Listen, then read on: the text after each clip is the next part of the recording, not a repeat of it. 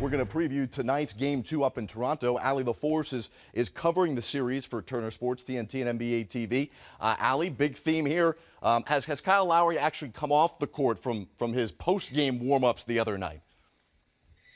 At 3 a.m. I had to go to bed and I couldn't wait for any longer. So he could be, I'm not really sure, but it's just fascinating what he's going through. I've been trying to come up with what to compare it to. Is it like the yips in baseball where you all of a sudden forget how to throw a baseball back to the pitcher?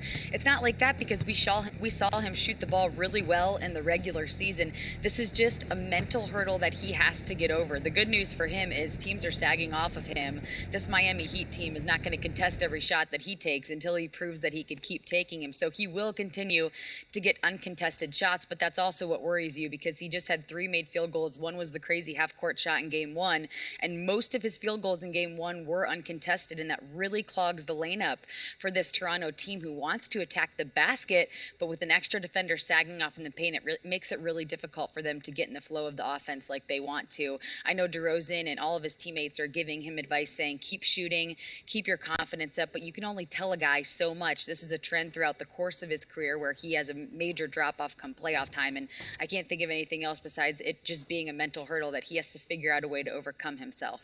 Well, Allie, you said teammates still encouraging Lowry to keep shooting and playing within his game, but do you get the sense that he will try and become more of a facilitator as he did during the middle part of round 1 in that series?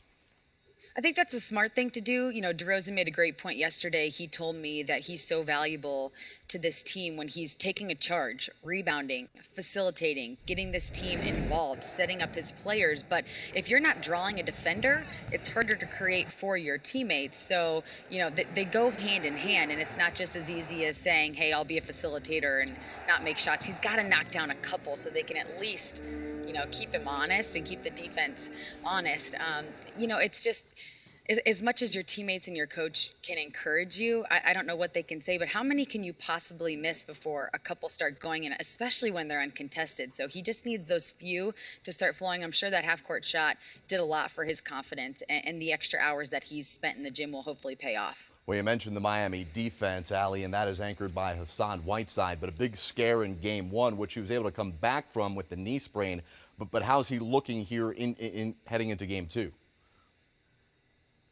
He says that it's fine and that he'll be able to play on the knee sprain, and the teammates were very concerned, and they will be the first to admit that they were scared when he left that game, but he came back in the second quarter, played the rest of the game, was fine, says that he'll be able to play tonight, so we'll monitor it throughout the course of the game, but it's something that playoff time, you know, you just have to suck it up if it's a matter of a little bit of pain and it's not a serious injury, but what he does for this defense is so huge. Even if he's not scoring points on offense, he's still keeping the Raptors from attacking the paint. When he's in the game getting block shots and getting rebounds, it's a huge difference maker for this Miami team. Toronto only had 3 or 4 offensive rebounds in Game 1, and a huge reason for that was Whiteside's presence. All right, well, Toronto has historically struggled in Game 1s, but they find a way in Game 2. We'll see tonight.